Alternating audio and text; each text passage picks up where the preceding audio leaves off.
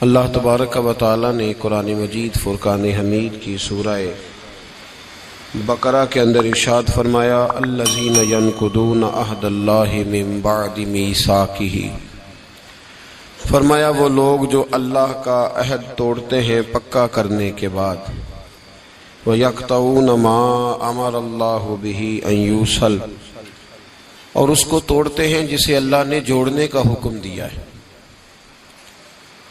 ان رشتوں کو توڑ دیتے ہیں جن رشتوں کو اللہ نے جوڑنے کا حکم دیا۔ فرمایا وَيُفْسِدُونَ فِي الْأَرْضِ، یہ لوگ زمین میں فساد برپا کرتے ہیں۔ أُولَٰئِكَ هُمُ الْخَاسِرُونَ، یہی لوگ ہیں جو نقصان میں ہیں، گھاٹے میں ہیں، خسارے میں۔ انسان کو اللہ تبارک و تعالی نے ماں باپ کے وسیلے سے دنیا میں بھیجا ہے۔ انسان کے بہت سارے رشتے ہوتے ہیں،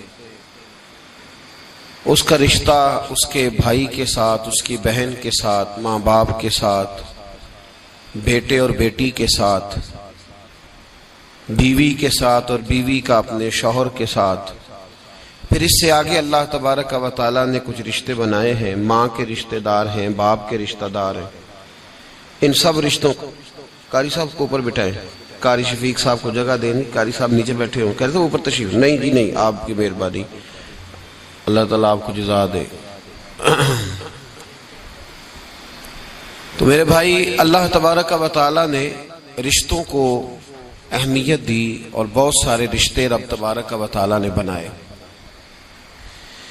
ہمارے ہاں یہ ہوتا ہے کہ رشتوں کو ان کا اصل مقام نہیں ملتا، کچھ رشتے ایسے ہوتے ہیں جو نبھائے نہیں جاتے، کمزوری دکھائی جاتی ہے، بالخصوص جن لوگوں پر ضروری ہوتا ہے ان رشتوں کا نبھانا، وہ ان رشتوں میں سستی کرتے ہیں، کمزوری دکھاتے ہیں۔ اس میں کوئی شک نہیں کہ میاں بیوی کا رشتہ بڑا مستحکم رشتہ ہے۔ قرآن مجید نے کہا ہن لباس لکم وانتم لباس لہن، تم ان کے لباس ہو، وہ تمہارا لباس ہے۔ مرد عورت کا لباس ہے، عورت مرد کا لباس ہے، اس میں کوئی شک نہیں کہ یہ بڑا مضبوط رشتہ ہے۔ اس رشتے کی بڑی خصوصیات ہے، نبی پاک صلی اللہ تعالی علیہ وآلہ وسلم نے اس کی بڑی عظمت بیان کی، لیکن اس پہلو پر ضرور غور کیا جائے، اس پر ضرور توجہ کی جائے کہ نبی پاک صلی اللہ علیہ وسلم نے ہر رشتے کو اس کے اصل مقام پر رکھا ہے۔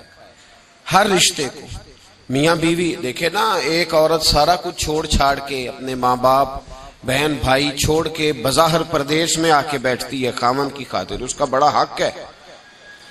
اور نبی پاک علیہ الصلوۃ والسلام نے فرمایا تم میں سے بہتر وہ ہے جو اپنے گھر والوں کے لیے بہتر ہے۔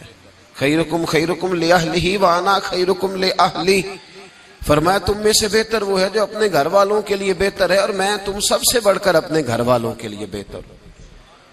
اس میں شک نہیں، اس عورت کے حقوق ہیں، نبی پاک علیہ الصلوۃ والسلام نے اس کی وضاحت فرمائی، لیکن حضور نے رشتوں کا تعین کر کے بتایا۔ رشتوں کا مستدرک کے اندر حدیث ہے، رسول کریم صلی اللہ تعالی علیہ وآلہ وسلم کی پیاری زوجہ حضرت عائشہ صدیقہ رضی اللہ تعالی عنہ فرماتی ہیں نبی پاک کی بارگاہ میں عرض کیا گیا یا رسول اللہ صلی اللہ تعالی علیہ وسلم ذرا ارشاد فرمائیے گا عورت پر سب سے زیادہ حق کس کا ہے؟ حضور ذرا بتلائیے گا عورت پر سب سے زیادہ حق کس کا ہے؟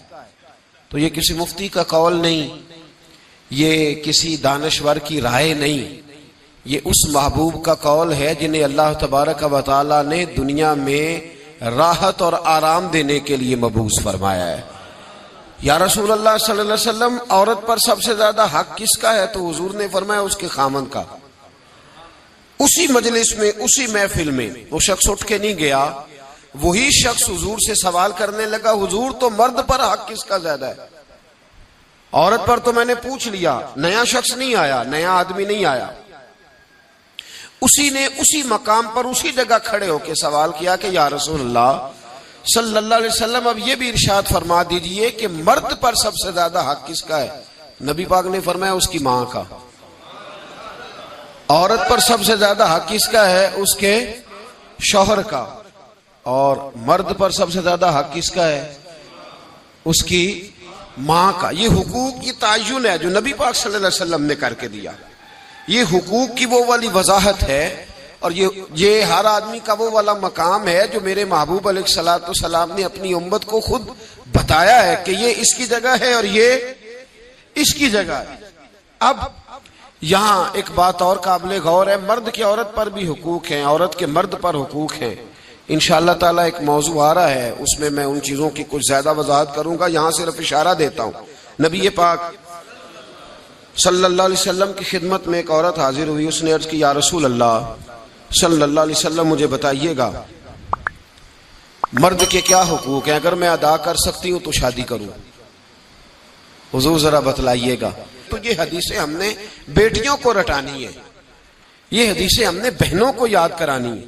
میرے نبی پاک علیہ الصلوۃ والسلام سے پوچھا، امام حاکم نے لکھا ہے کتاب البر کے اندر، اس کو ابن جوزی علیہ الرحمٰن نے نقل کیا ہے، یا رسول اللہ صلی اللہ علیہ وسلم مجھے بتائیے گا خاوند کے حقوق کیا ہیں.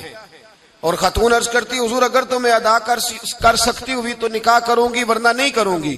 اللہ کے رسول صلی اللہ تعالی علیہ وآلہ وسلم نے ارشاد فرمایا، بھئی بات یہ ہے کہ اگر خاوند کے جسم سے پیپ نکلے، ریشہ نکلے اور خون نکلے، عورت اپنی زبان سے صاف بھی کرے تو پھر بھی خاوند کا حق ادا نہیں ہوتا.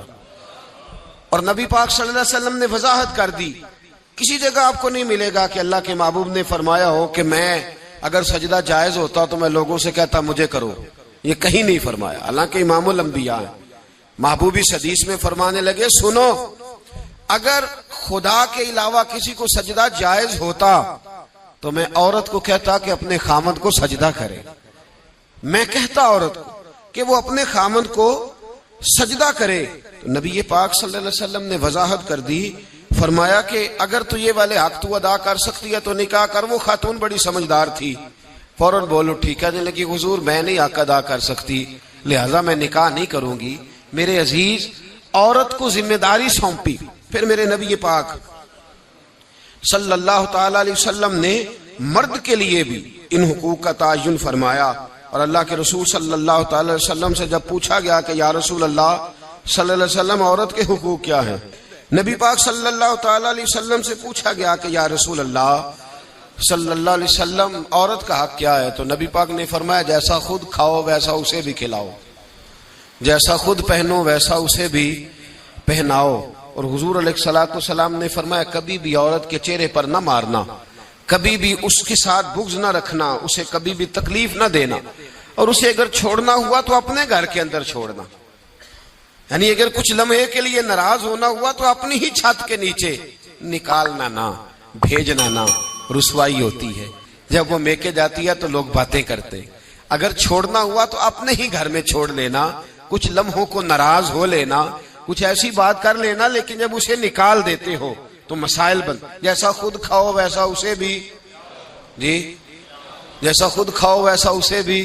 تو نبی کریم سید عالم صلی اللہ تعالی علیہ وآلہ وسلم نے اس بات کی وضاحت کر دی.